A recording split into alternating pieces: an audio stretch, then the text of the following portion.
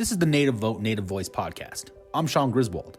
Today, President-elect Donald Trump continues his plans to form his new administration into 2025. The episode of today's show is a little different. You'll hear from the familiar voices of Native News Online publisher Levi Rickert, journalist Neely Bardwell, and Marlon WhiteEagle. Friend of the show, Dr. Aaron Pateman, also joins us later. We wanted this one as an open discussion about how the Native vote impacted the 2024 election, and what another Donald Trump administration could mean for Indigenous people and its nations. We start with the focus on a bunk exit poll that set into motion a string of misinformation on which candidate Native people voted for. The poll gave a national view that all Native Americans supported Donald Trump.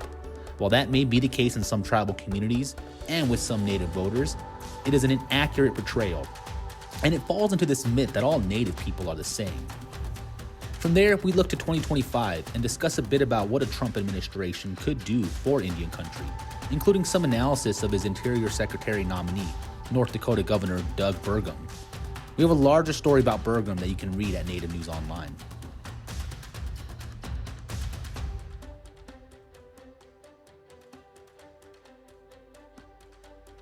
We're 100 years as U.S. citizens, right?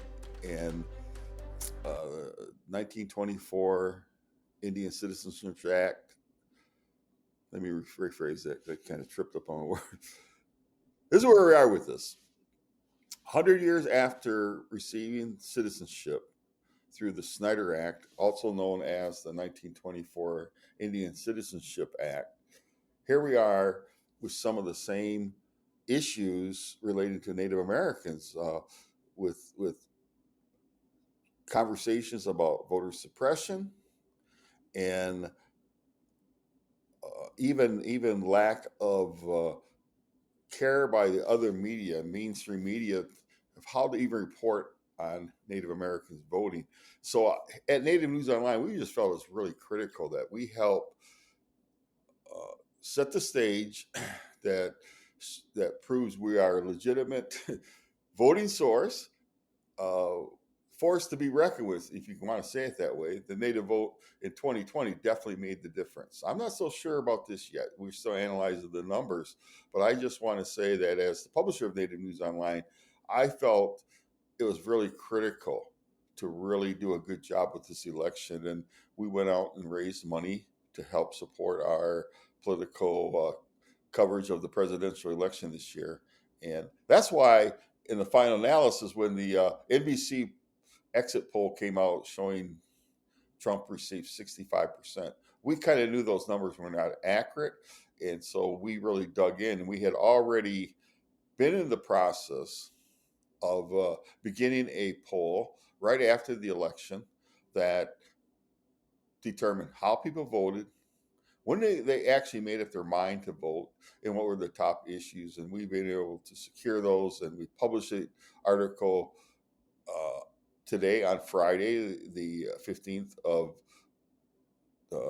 2024. But point I want to make is we didn't rush with these numbers. It took us a week to really produce those. And I just felt as the publisher that we wanted to be very careful, because when we pushed back on the exit poll by NBC News, we wanted to have accurate numbers, and we wanted to kind of cross-reference, make sure we got them right. And I don't know if there's ever any poll that's 100% foolproof, but we have worked really hard to be diligent and produce what we think are pretty accurate numbers.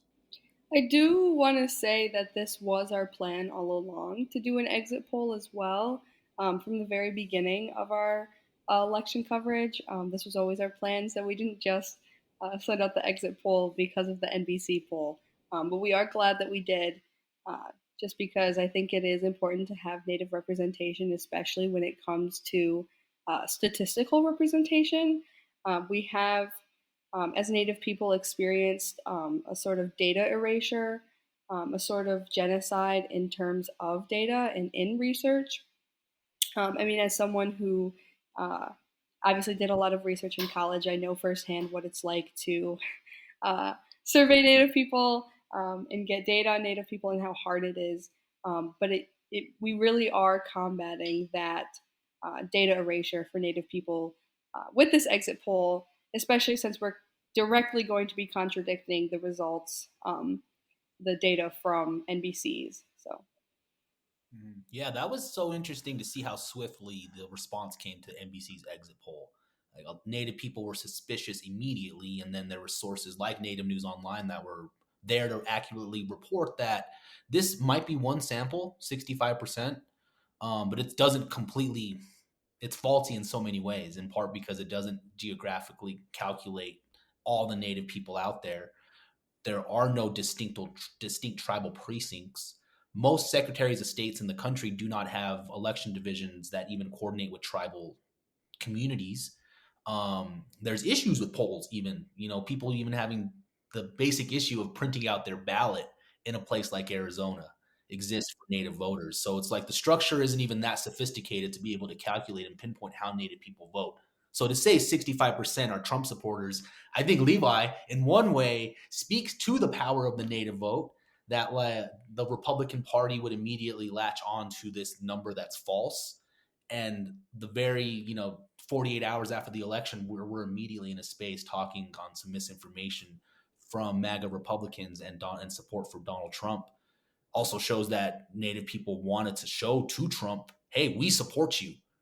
And I've heard some of that tone even in the past week of like, let's feed to the ego of the incoming president, of President-elect Trump, and say, hey, look, Native people do support you, are willing to work with you, has been a tone we've seen, but there haven't been too many Native voices really speaking out loudly about it. And the person that is now publicly stating this 65% misinformation, it is making the rounds. And it's starting with former Navajo Nation President Myron Lizer, who is proudly, boastfully in Indian country becoming the person not only stating this exit polling data from NBC News, but also getting to what we're talking about here, which is Indian country is so diverse, you're not going to have this 65% outcome in every tribal community. And I, We may need one or two, but Lizer is certainly a minority voice as a MAGA supporter for President-elect Trump on the Navajo Nation, but he does have some population there. Not 65%, I'd say, and that's what your polling data is showing. well, that's what's interesting. Beyond our poll that we conducted with Qualtrics, we actually dug in, our staff, editorial staff, dug in this past week on the actual numbers coming from some of the precincts that are on or near Indian reservations. I will cite Red Lake Nation up in Minnesota. 92% of the voters in the two precincts on that reservation voted for Kamala Harris. 92%. Just like there are comparable, just like there are pockets that are 90 to 95% for Republicans in certain red states. And so I think that's interesting. And when you look at the overall numbers versus those who live on or near reservations, we're still seeing strong Democratic support. And even on the reservation, Navajo Nation with Apache County is one of them. I recall the numbers are 80% for Kamala Harris. And of course, Jonathan Ness, the former president of the Navajo Nation, was running for Congress. He helped generate a lot of votes. And so, as a statistician, and I'm not a statistician, but statisticians will tell you it takes time to really analyze these numbers. You can analyze them every which way you can. But I will say this, that we will, Native News Online conducted 4 polls, as Neely mentioned. We will have a report that will be ready by mid-January. I'm going to buy a little time because I want to do it right. I don't want to rush with this and here's the information and it's not done correctly. So we want to write it, have it reviewed by some experts in the field, and so that we know that we're producing a good, well documented report that other people can use in future elections as it relates to Native Americans' vote. well, I think too one of the underlying motifs, if you will, of this situation is that Indigenous people aren't a monolith. And so what we're seeing, like what Levi just said, in communities like Red Lake, they voted 92% for Harris.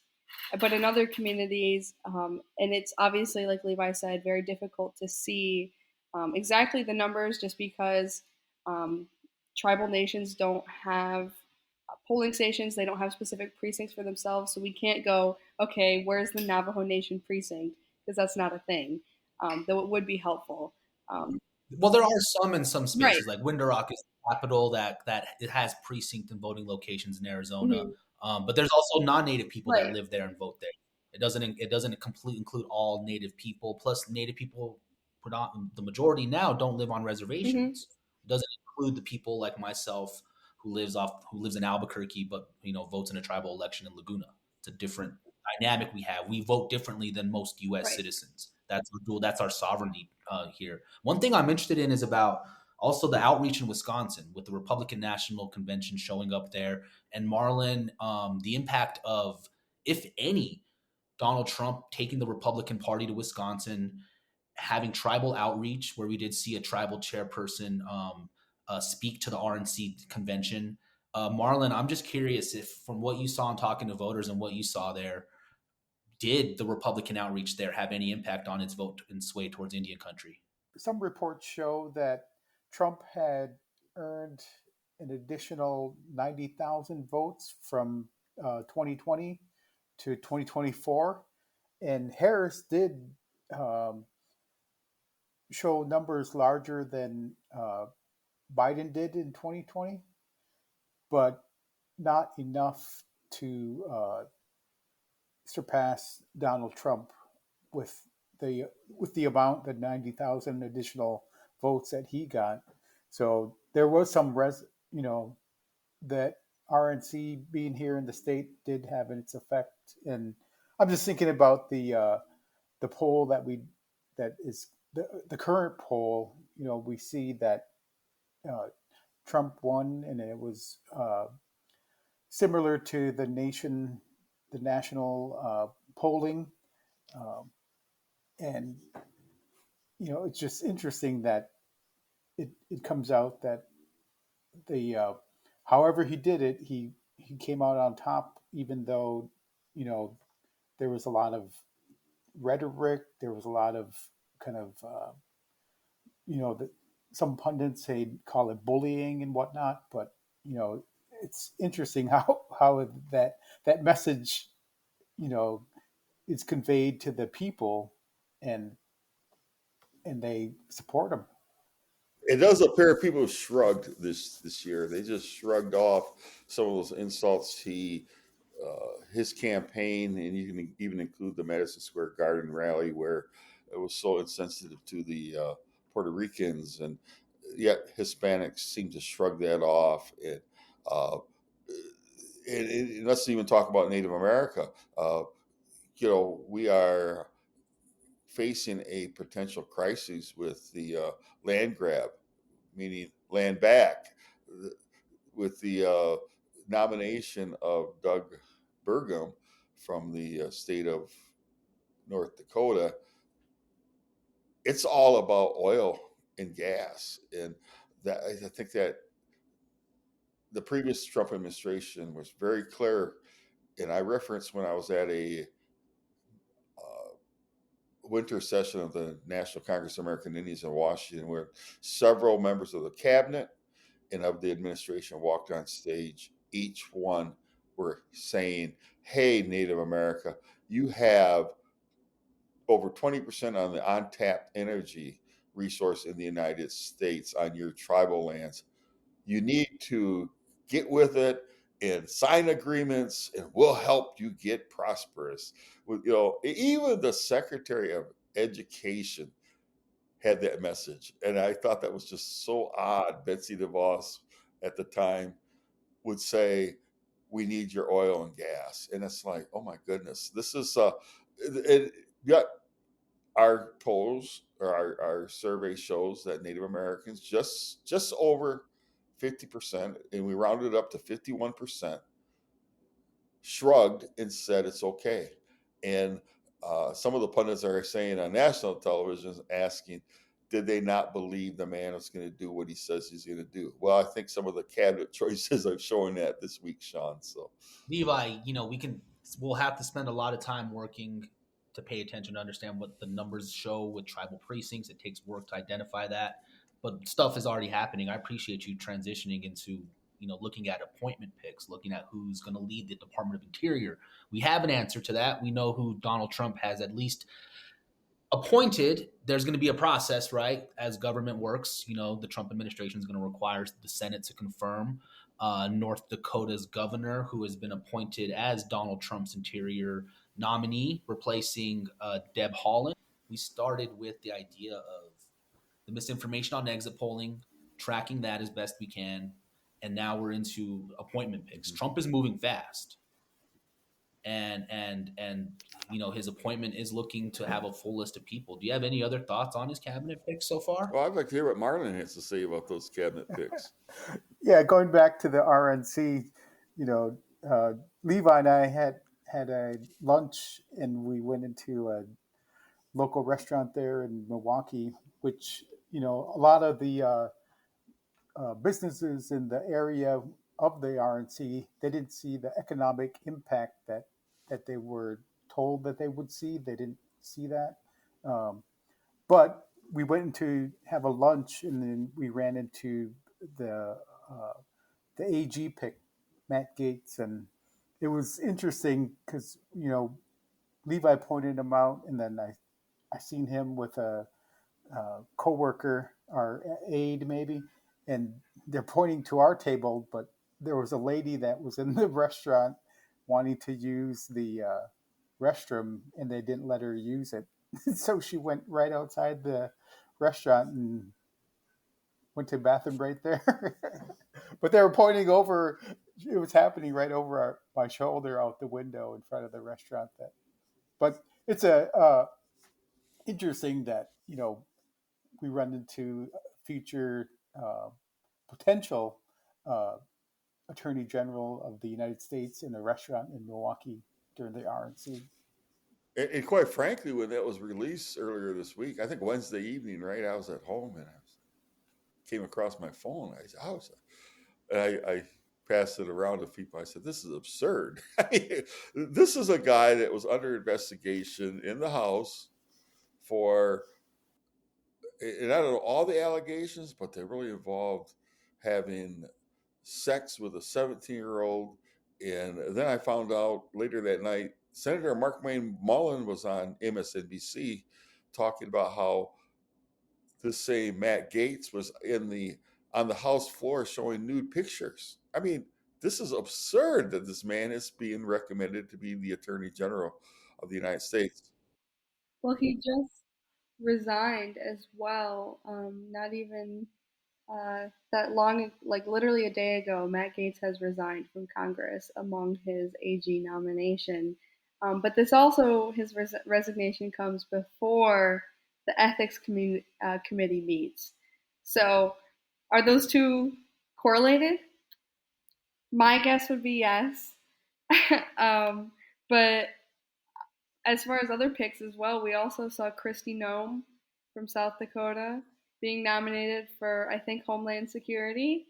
And in case listeners don't know, she is banned from every single tribal reservation in her state. And I remember reading specifically that is like around 20% of her state. So that is 20% of her state that she cannot travel to. And that is because she, was spurting rhetoric that is harmful to Native communities, equating drug cartels with Native communities, saying that we couldn't raise our children because we were too focused on selling drugs. And so she is effectively banned from all of those tribal nations in her state. And I think if that's any indication of what's to come, I think we could definitely see a lot of very interesting changes, to say the least, should she get confirmed by uh, Congress. And that's a fascinating element for the South Dakota North Dakota connection. North Dakota Governor Doug Burgum. I'm going to have that name cemented on my head forever, because that's a name that we're all going to be talking about for however long he's within this administration, if he makes a role in that. And another tie, I believe, to Governor Noem in South Dakota is the energy elements. Levi, you mentioned this as an issue of oil and gas exploration. Pipelines in North and South Dakota major native territory is now in the hands of people who are going to maneuver all of that. And so what tribes participate in, I guess we'll have to follow this. How are we going to learn about that? Do you have any insight as to how we can understand what tribes will, if they do, will participate in any of the business opportunity sides of future energy industry happening in North and South Dakota? Since Trump says drill baby drill, that indicates Yeah. business is open. And We're going to see resistance, but I'm curious who's going to be making yeah, money off I this. think that is something that we have been talking about internally since the election itself. Is the fact that Native News Online, on behalf of Indian country, really will take that watchful eye, because we look at so many aspects of the government and how many different departments and agencies that actually impact the lives of Native Americans across the board. HHS, the Interior, of course. A lot of people think it's just the Interior Department. No, where the Bureau of Indian Affairs is housed. No, it's like 18 or thereabouts different federal departments and agencies that impact the lives of Native Americans every single day.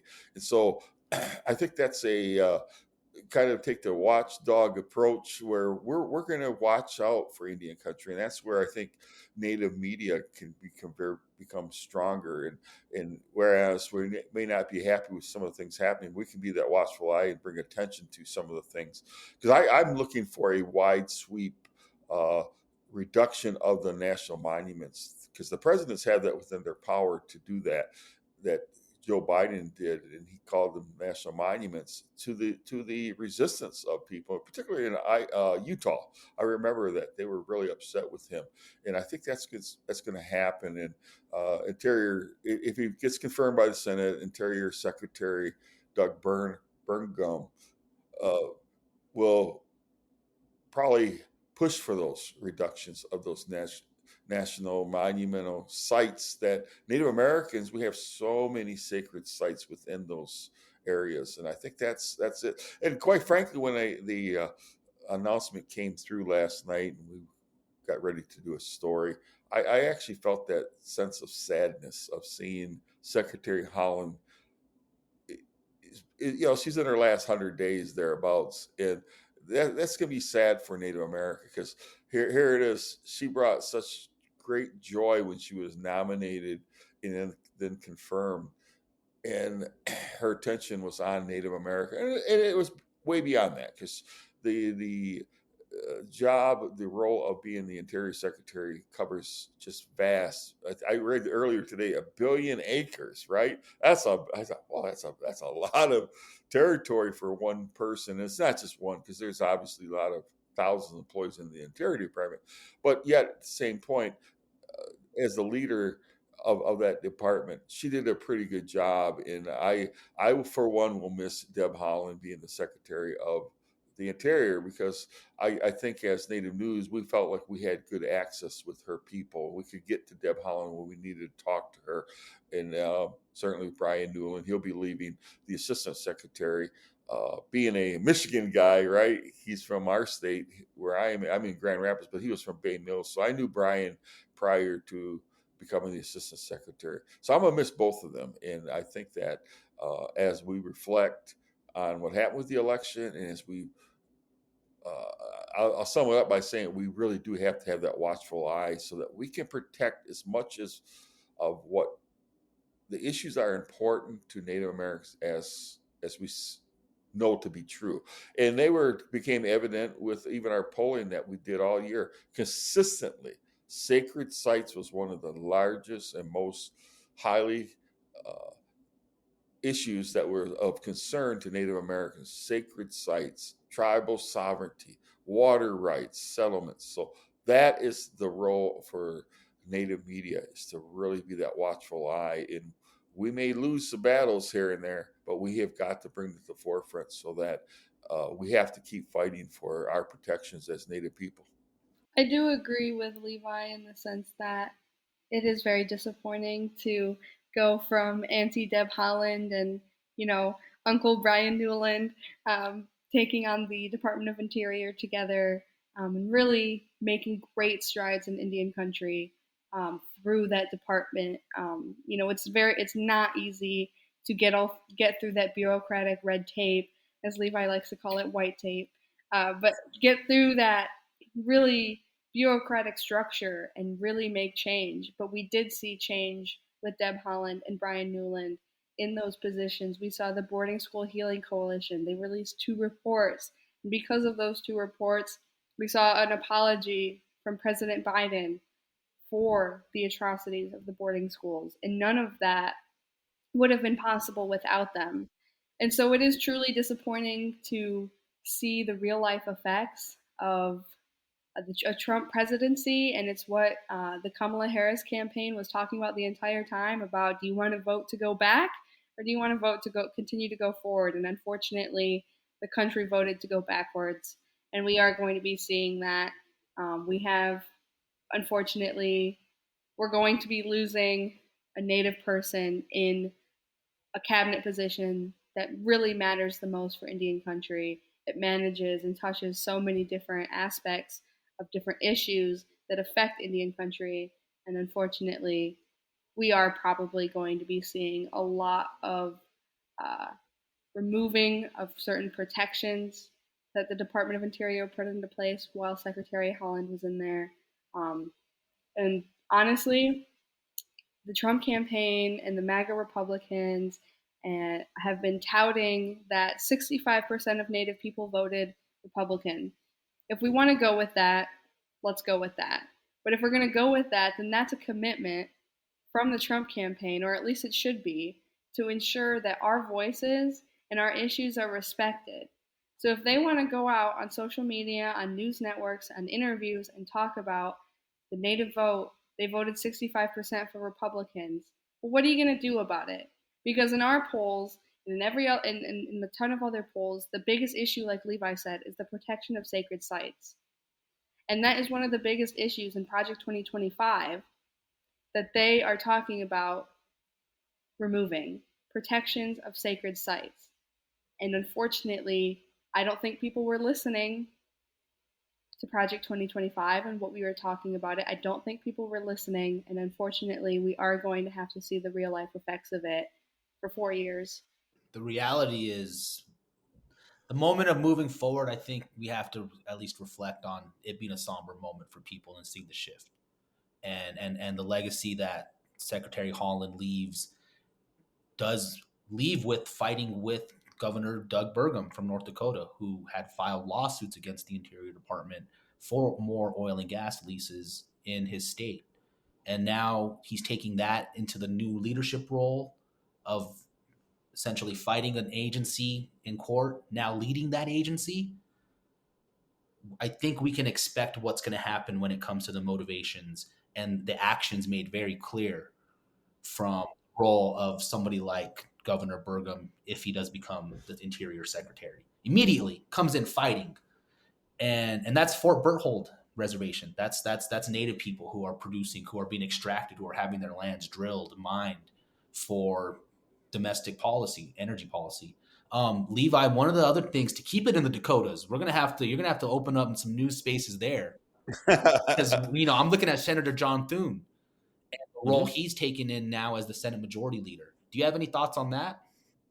Well, actually, we've been trying to contact some tribal officials there, and one person sent a note that said he actually is really great to work with, and he is very sensitive to the needs of Indian country. And I guess I took note of when I was at the one of the conferences or summits out there in Rapid City recently.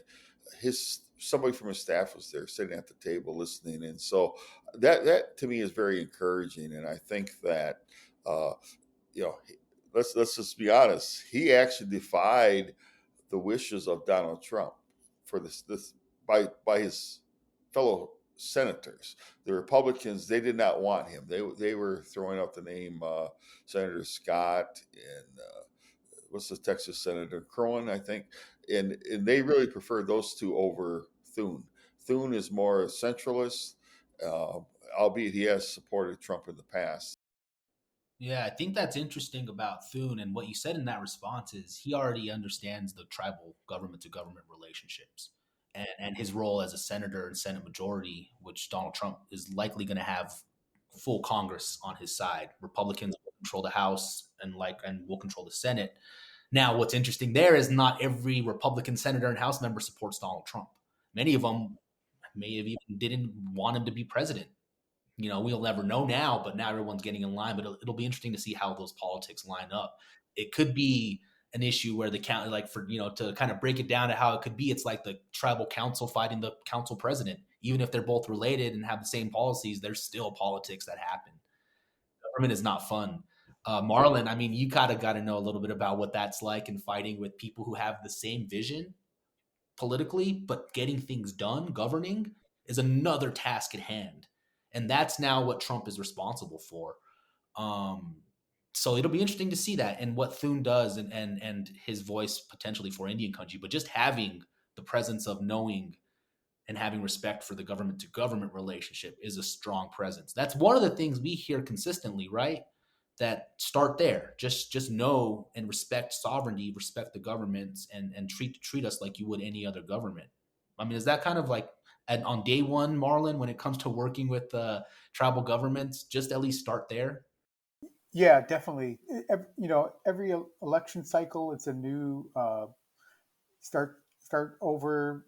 Teaching about sovereignty to these elected officials on the state level as well as the national, the federal level. And interestingly enough, here in Wisconsin, just yesterday, uh, the Wisconsin Department of Natural Resources approved the permit for the Enbridge pipeline up north here by the Bad River, Chippewa, and it's to reroute out of the reservation, but the water that's there that needs the protection, it's really I guess it shows a sign that this drill drill baby drill mantra is it's taking effect. Do you think Indian country is going to have this conversation with itself about how much do we need to uphold our values, our traditional values? Many of us are religious values of protecting the land and preserving it and honoring it as best we can, versus the contemporary values of make as much money as possible, Right, which right, right. leads us to And I places think where we have to now extract from the land. I think looking at the native issues on the poll that was just conducted, that maybe 3% of the respondents said, and that's probably in 40, 50 respondents, uh, put environment and on a way down on the priorities list for issues, and that's surprising to me, but it's also uh, indicative of where natives are today, uh, where we're living, where we're working, and who we surround ourselves with. And one thing it's this discussion about the environment. One thing I am encouraged about though is it's within the last 10 years, right? Standing Rock, the resistance. And that was actually started by young people. It was not like these elders or was not the tribal council of Standing Rock. It was the young people that started that movement where tens of thousands of Native Americans, and I've seen it written where from the Arctic Circle all the way to the tip of South America, tribal nation from North America, South America, in between came to Standing Rock. I was there, and but that was the youth that led that movement, and I think that's a point to be made that even when it looks like we don't have leadership that cares about us, I think our youth will be monitoring what's going on across the country as well, and especially in Indian country, the protection of sacred sites, as we talk about. So I am encouraged by that, and I guess if there's anything that gives me hope, that gives me hope. Right. Yeah, Standing Rock. Yeah, Standing Rock's interesting. Sorry, Neely. I just want to say one thing on that. With Standing Rock and where we are in time, that's will be the third president, 4 administrations now, almost 10 years since Standing Rock. Right. Right. And I think something that I think that I have been telling everyone I talk to. I mean, I think a lot of people are worried about um, what's going to happen with a second Trump presidency. A lot of people are preparing for the worst, and I think there's nothing wrong with that, because it is important to be prepared for whatever happens, especially if you live in a deeper red state. But the thing is the the things we work towards and the issues we are working to fix, our work doesn't end, and it doesn't start with a new administration. Our work for to support tribal sovereignty, to support just indigenous rights in general, doesn't stop as soon as there's a Democrat in the office or if there's a Republican in the office. Our work doesn't stop, and I think that is something we're going to be really having to focus on to stay uh, I guess, optimistic about our future, because it is really, really easy to become really dejected about, um, the outcome of the election. I know that, I had to take some time after finding out that once again this country elected Donald Trump. It is really hard because you think, the last 4 years we were making progress, we were going in the right direction. Um, but again, our work doesn't stop. It won't stop, um, and I think that is something that we all have to remember. Well, I was in Washington on election night, and I was at the Harris Watch Party, and I'll just kind of create the scene. There were at least 500 members of the media there. I saw a correspondent from Israel being uh, they were doing a live feed up to Israel from Howard University in Washington D.C. I saw someone from Poland there, someone from the Dominican Republic, but then I also saw a group of black women, young black women, who were dressed very nicely, some in high heels, with pearls around their necks, and I kept thinking as I watched them dance, and this is before the knowledge came through that Kamala Harris would not win, but they were celebrating. And I kept thinking that could have been Kamala Harris dancing a few years back because that's where she went to the university. She went to Howard University. But the looks on one woman's face in particular, and it's kind of ingrained in my mind of what hope she seemed to have, and that's a word I want to embrace as we go forward into the next 4 years. Is we have got to keep that hope alive, and I think that's borrowed from Jesse Jackson, right? Keep hope alive, but it's so true. We have got to keep hope alive for Native America and all those things we've just talked about, sacred sites, tribal sovereignty, and it's not always about the dollar, right? And I think we'll leave that for the tribal councils to decide because they have to uh, obviously work on their tribal economies every single year. But when it comes to the core principles of who we are as Native people, the moral standards that we have got to stay united. And to me, this administration is going to provide a opportunity to have a unified voice. And Native News Online wants to be part of that. I'm speaking as the publisher now. Part of that voice that can really keep the message of Native America going. And is it every day? Because we do publish every day at Native News Online.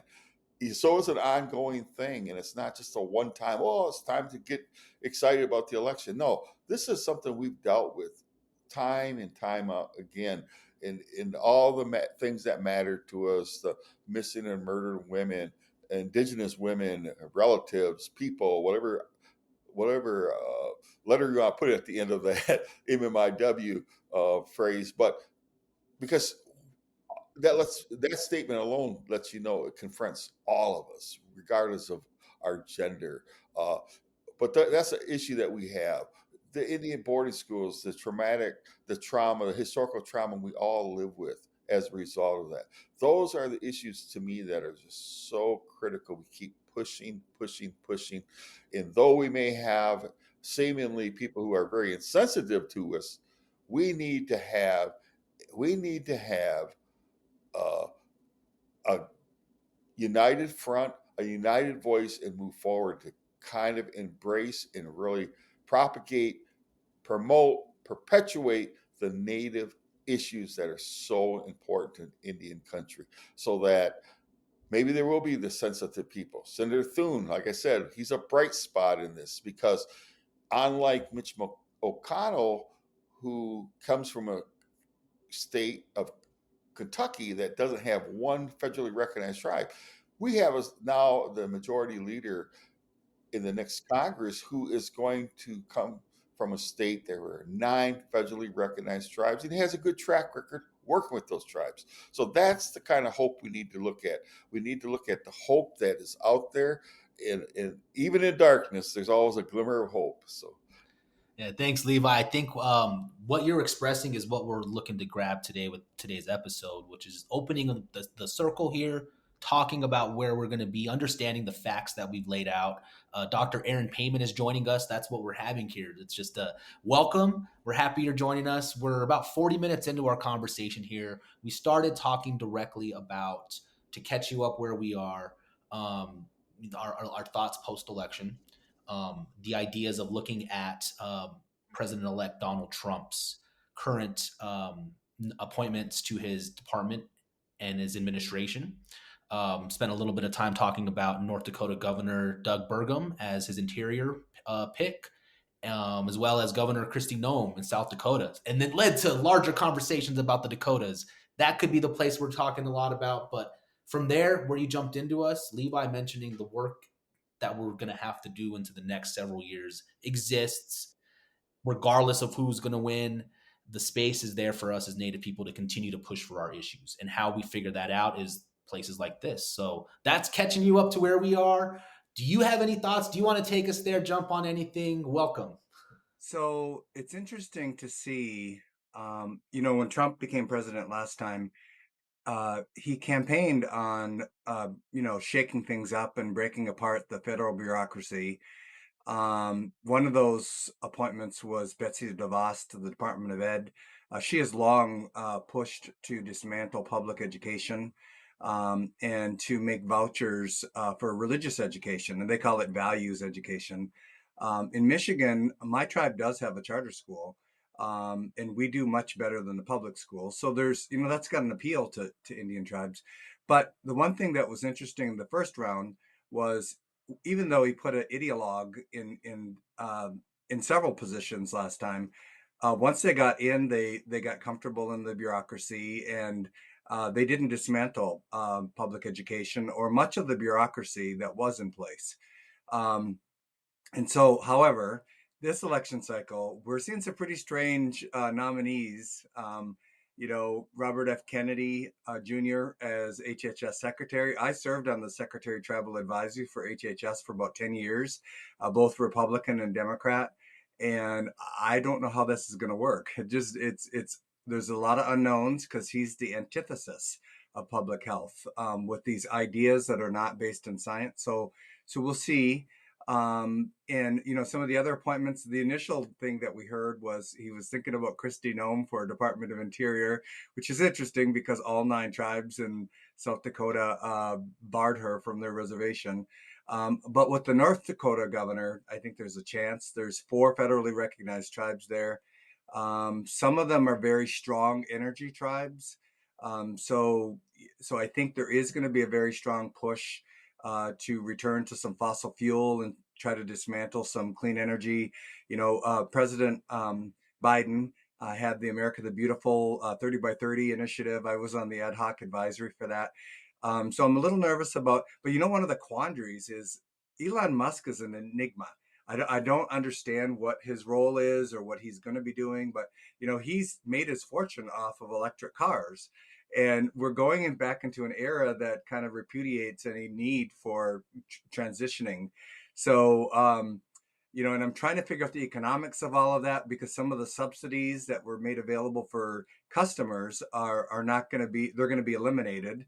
So it seems like that would have a negative impact on Elon Musk. But I guess when you're making billions and billions of dollars, a few billion here or there kind of doesn't matter with the trade-off for power. So it's really interesting to see. I do think that I'm nervous about Project 2025 and the projected nominees, who I think their purpose will be this time to go in and to dismantle the very bureaucracies that they're being appointed to. So that's troublesome, and we'll see. Once people get in those positions, then they become in charge. Maybe they'll become entrenched. Maybe it won't be as bad, but we all have to be on alert. And we all have to be ready with our messaging to make, our friends in Congress on both sides of the aisle to try to defend if there's any big sweeping proposals that could hurt Indian country. That's really helpful for us to, I don't think any of us have the crystal ball to really predict what's going to happen. If anything we learned from the first Trump administration, it was prepare for everything to change every single day. And that's what his staffers has said. That's the people who work for him, the people who worked in his administration, even in the executive space. Us preparing for that gives us an idea. So thanks for giving us what you know about what I like to think about, and what Levi was also hitting on here a moment earlier. We do know what is going to be happening with the Senate, and we can look as the mechanisms of government happening, because government's going to happen. These appointments may become actual department heads. That's going to take time. One of their first stops will be the Senate, and we now know that South Dakota Senator Thune will be majority leader. Do you have any thoughts on what his role will be there for Indian country? So it's kind of an unknown for me at this point. I think Rick Scott would have been much more extreme. I think that his colleagues agreed with that. That was Trump's selection, although he didn't weigh in because I think he was keeping his powder dry. That is the linchpin here is that the president proposes and Congress disposes, and we do have friends on both sides of the aisle. It'll be interesting. There was some talk about an appointment for Senator Markwayne Mullen to Interior, although that didn't materialize. I was thinking about that. Why would I choose, if I was a U.S. Senator, would I choose to take an appointment in an administration? I know the pay scales are, it's not more money. So it would be, I guess, the prestige or a stepping stone. But a U.S. Senator seems like a pretty top stepping stone, right? Like an appointment to an administrative position. So it seems like Mark Wayne will stay where he's at, and he can be very strong where he's at. And while early on in his career he had some missteps with land and trust and not completely understanding that process, he's come a long way, and he has supported advanced appropriations for Indian Health Service. I attended a couple listening sessions that he had for that in a bipartisan way. And so our job is really going to be to do what we always do and educate the legislature. It's Indians 101 again, and capitalizing on our friends that are in Congress. We do have a couple friends. Lisa Murkowski is a very strong advocate for Indian country with Alaska Natives. That's got a little bit of a different twist on it with the Alaska Native corporations. And Susan Collins has demonstrated herself not to be too detrimental, and has been kind of middle of the road. So, that's two off of the majority that, if we make sure that we're in contact with our friends, that includes the tribes that are not traditionally Democrat leaning or focused, and some energy tribes, to make sure that we have a team effort. And, we might have to put aside some of our aspirations for clean energy for a period of time in order to protect our sovereignty. And that sounds horrible, but it's all about protecting our sovereignty at this point. So. Yeah, that's a lot of work ahead for a lot of us. Indian 101, it keeps coming back to that, where the work is still there. I mean, that's kind of been our entire existence, is to remind people what we are and sovereignty. And I remind myself every day to spell it, just because that's a difficult word to spell at times, and I want to get it right the first time. Say it. Yeah, because some members of Congress say sovereignty, and it's like, okay, are we saying it wrong, or are they saying it wrong? I think that's how George W. Bush said it, as I recall. Yeah, so. Betty McCollum says it that way too. That's a whole She's other our friend. discussion now. Now we're gonna have a pronouncer discussion on sovereignty. I can't even say it. I can't. The way you pronounced it. That's the first I've ever heard that. You said George Bush said that, Levi? Yes, yeah.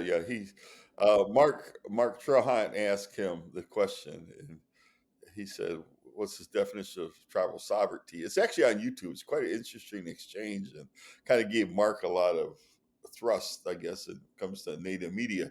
But yeah, he couldn't even pronounce it right, so it was funny. Well, I think more people can pronounce it now, even Republicans. Yes. You know, another thing is our last time we were together, we talked with Myron, a former vice president for Navajo.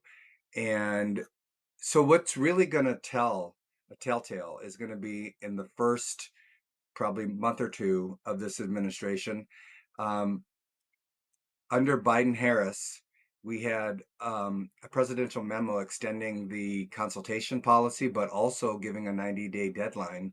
So it was more substantive than the the Obama-Biden presidential memo. So under Trump's first term, we didn't have anything. There was no proclamation. There was no extension of it, which is good in a way because he didn't extinguish it. Um, but it'll be interesting to see if some of the Native advisors that we're hearing that advised him during the campaign that increased the proportion of Natives that supported the Trump administration.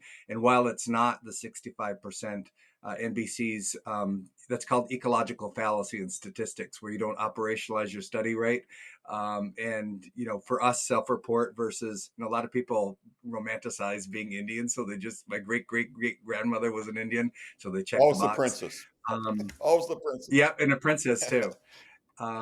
So it'll be interesting to see what these advisors, what kind of role they have, and we'll know out of the gate, because if they have any kind of influence, then they will have a role in helping to shape those executive orders and those presidential memos that extend our sovereignty and the government-to-government relations. That's why it has to be codified.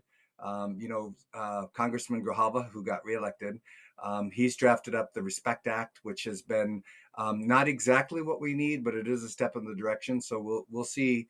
I don't expect legislation to support that right now, but again, the telltale for us to be watching is if his advisors have enough of effect that he supports and comes out publicly and supports sovereignty. So.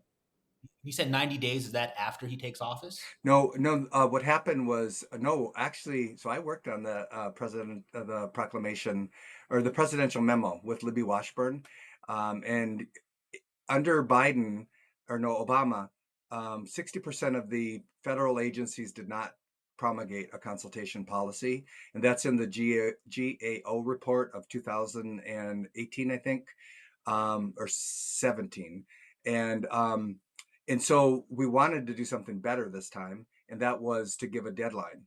And so Biden put a 90-day deadline for all federal agencies, and we got inundated. I did 55 consultations with federal agencies in 3 months, and so that's all in place. But whether or not there will be a directive to just shelf that or erase that, but it shouldn't be up to who's president.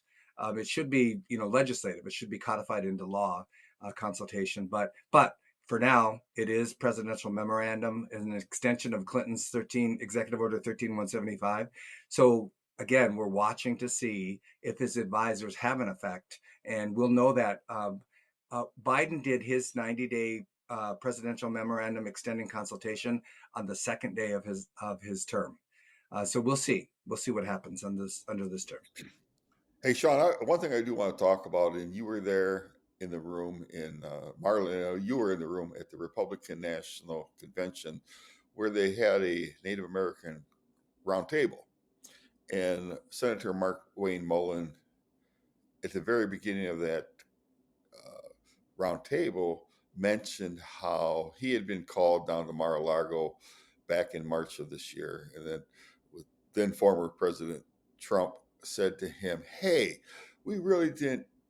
And Mark Wayne Mullen, just for the listeners, he is a citizen of the Cherokee Nations. He's a U.S. Senator from Oklahoma, Republican. But he was called to Mar-a-Lago, and he says, Trump said to him, "Hey, we really didn't do a good job with Indian country in the administration." And he cited the departure of Secretary of the Interior Zinke, and Zinke resigned under a cloud of investigations for corruption. And I want to say he resigned just before Trump was willing to fire him. So here was the former president saying that they didn't feel like they did a good job with Indian country because Zinke left, which two things I'm taking from that, from what Senator Mullen said in July of this year, is one, Trump realizes they didn't do a good job with Indian country, and two, uh, I think that he's put Interior in a basket, whereas we do know that Bureau of Indian Affairs, Bureau of Indian Educations, their BLM, the land management is under there, but at the same time, Indian country touches so many branches of government. I mean, departments within the federal government is a better way of saying it. Departments and agencies, we already talked about that, 18. So I guess I would hope that, with the announcement recently of Doug Burgum, the governor of North Dakota, becoming who was nominated to become the Secretary of the Interior, that they don't think of it only as Indian country, only in being in that one silo of the Interior Department. I'd love to hear Aaron Payment's response to that or comments about that. Yeah, so that kind of ties into what I've been looking at with Project 2025, because ideologically, one thing that might have merit, but it all depends on how it shakes out and whether the funding follows, right? Right now, it's dismantled across several federal agencies. Our appropriations are across several committees of jurisdiction. Senate Indian Affairs Committee kind of is the one entity that pulls it all together. And the House Natural Resources, it had a different name for the last couple of years. But the concept is to move Indian affairs to the State Department. And so I know during the campaign there was a lot of politicking and trying to say that would be left up to states. So that was just some, people that didn't understand what the State Department is. The State Department is in charge of government to government relations between the federal government and international relations. And so when years and years ago, when I did my master's in public administration, I studied the governmental structures and, try to identify the ideal structure to carry forward and, positively impact federal Indian policy. When I was coming out of grad school, I was all eager and optimistic for that. And so there's some merit in the idea, when the Constitution was written, Article 1, Section 8, Paragraph 3, is written that equates us with among the several foreign nations, among the several states and the Indian tribes, and that was drafted by Thomas Jefferson. So we have our negatives with Thomas Jefferson too, but he conceived of and included us in that language. And when we first became a country, we were kind of a loose federation. You had states that weren't quite unified like they are now in the ideal. And so the idea and he was also our first Secretary of State. And so there's some merit to that. And but the critical issue, though, is whether the funding that has been eked out over the years, that's segmented across different federal agencies, whether that will follow and it will go, or if Indian Affairs under the State Department is just for government relations, but the funding continues under the committees of jurisdiction. Over the years, when Ronald Reagan became president, he pushed for a new federalism, which was the beginning of dismantling like a federal sort of structure and having states be strong states and deference to states. So that's what, abortion now is relegated to state decision making, and for us and for people of color, also minority people as well, having the states decide is not necessarily a good thing. Federal protections under civil rights and voting rights have been our protection. But so under Reagan's concept, the way we were able to survive is because the funding was fractionated across several agencies, with senators and representatives with committees of jurisdiction, and with their little, their little egos or their big egos and their little structures that they could control. They held tightly to that. And the federal bureaucracy also is a protection against dismantling, Indian affairs. So this notion that Elon Musk and who else did he ask to? Oh, that Vivaswamy or whatever is. I'm sorry if I said it wrong. Yeah, their government, reform and streamlining government.